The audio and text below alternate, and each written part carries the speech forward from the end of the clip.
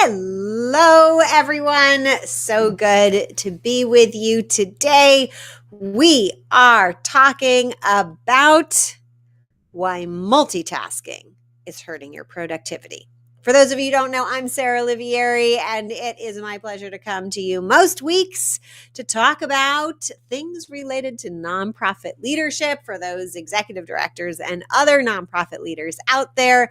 I have been an executive director, a board member, a program director, a conference coordinator, a founder, a first executive director of a foundation, and it is my great joy and pleasure to be coach and trainer to many nonprofit executive directors over the past decades. So today we are talking about multitasking. And give me just a few minutes, and in this quick training, I'm going to give you the lowdown on why multitasking is so bad and what to do instead. All right, let's hop in. And if you're here live, please say hi in the chat. I love to see you there. And if I am catching you in a recording, I'd love to hear your feedback as well. Okay, I want to tell you a quick story. A couple months ago, we got a puppy, and I was in the car with the puppy. The puppy was in the back seat in a crate, but I was worried. I just picked him up, and I was worried it was a very hot day, that maybe he was a little hot, and I wanted to hand him some water. So I'm like, great. I'm going to hand him some water, multitasking, while I go through a Starbucks drive-through. And somehow, while I was doing that, I managed to lose my credit card in my own car.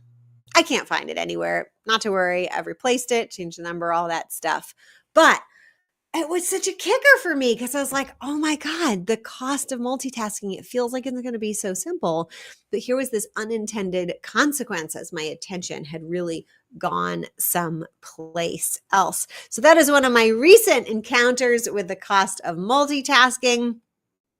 Why do you multitask, right? I think we feel like I did in the car that we're going to get more done, right? That we can squeeze a little something in between things, or we need to take a little break, or if we just do it all and put lots on our plate, we're going to get more done. But it is a total fallacy. When we multitask, we get cognitive overload, which causes us to do less smart things, like lose our credit cards in the car or make bad decisions. Plus, when we change from one thing to another, we lose time, and that time adds up fast. Now, a simple way to look at this, if you were to look up on Google right now, go Google context switching, the cost of context switching, you will see some famous charts that show basically once you are doing like 5 things, almost like 80% of your time is going to spent switching between things. And 20% of your time is actually going to be spent doing this stuff. Now, in a way, that's a little bit of an oversimplification, because some studies have shown, they've tested more specific things, like what if you're switching from something you know to something you don't know how to do so well? Well, it takes a lot longer to transition into something you don't know how to do very well. They've also studied switching between routine tasks. Interestingly, it takes longer to switch between a routine task that you know well than a non-routine task than you know that you also know well. So there's some intricacies here, but the main point that you need to know is that you lose a ton of time, not just a little bit of time, a ton of time, right? So we're thinking like, do you want to lose 80% of your day to switching between tasks? I don't think so. No. So what do we do instead? Instead, we need to pick the thing we're going to do, and we need to basically do it until completion and then move on to the next thing. And the amazing thing when we do this is that we get so much more done. Plus, we feel better because all that context switching takes a toll on our brains and it takes a toll on our mental, emotional state. We feel frazzled and frustrated, and it's hard to then maybe be in the moment and engage with our kids or our loved ones or whatever that is. So we gain all that back by being focused on one thing at a time. That's my tip for you today. Do not multitask. Focus on one thing at a time. If you really want to get good at focusing on one thing at a time, I'll tell you my 2 top tips for that. Bonus training here is 1, plan what you're going to do, big picture in a Kanban style, meaning you have what's coming up to do next column, and you can literally put cards or sticky notes, or you can use a tool online. I like to use ZenKit, but you can do this with Trello or Asana. Almost everybody has a Kanban model these days.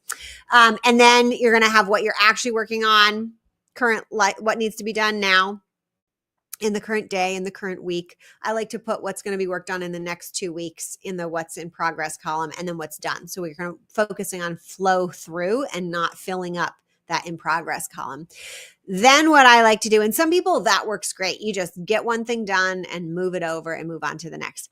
I like to take what needs to be in progress over the next 2 weeks, break that up, and then I actually put things in my calendar, because the reality is I can't just sit around all day focusing on one thing at a time. I have meetings that are scheduled in based on other people's schedules.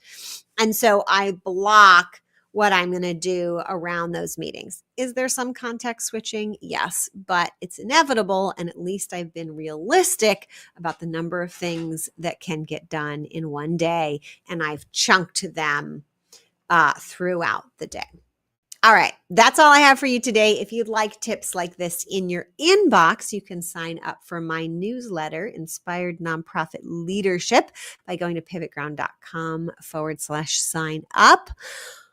Or if you're thinking, oh my God, I want to learn this amazing method of getting things done that Sarah teaches, and also just have her help guiding me through all my decisions in growing a thriving nonprofit, then you might be a great candidate for the Thrive program. And you can learn more about whether or not you're a good fit by going to pivotground.com/application, filling out a quick free application. I will review it.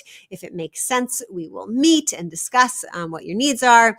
And then we will go from there, see if the Thrive program is right for you. Until then, I will see you next week. Bye, everybody.